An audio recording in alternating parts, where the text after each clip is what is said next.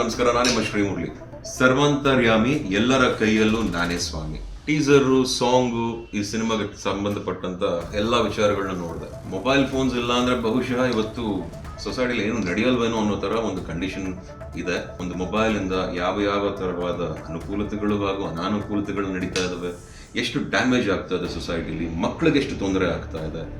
And ಎಲ್ಲ parents complaint ಮಾಡ್ತೀವಿ, but ಅದ್ರ ಬಗ್ಗೆ ಯಾರು ರಿಯಾಕ್ಟ್ ಮಾಡೋಕ್ಕಾಗ್ತಿಲ್ಲ, ಏನು ಮಾಡೋಕ್ಕಾಗ್ತಿಲ್ಲ. ಈ ಥರ ಸಿನಿಮಾನ ನೋಡಿದ್ರೆ ಏನಾದ್ರು ನಿಮಗೆ ಅರಿವಾಗೋದು ಅಂತ ಅನ್ಕೊಂಡಿದ್ದೀನಿ.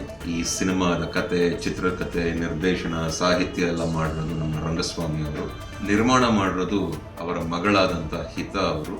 ನನಗೆ ಬಹಳ ಇಷ್ಟವಾದಂಥ ಮತ್ತೊಬ್ಬರು ಈ ಪಿಕ್ಚರಲ್ಲಿ ನಟನೆ ಮಾಡಿದ್ದಾರೆ, ನಮ್ಮ ಆಟೋ ನಾಗರಾಜ್ ಅವರು.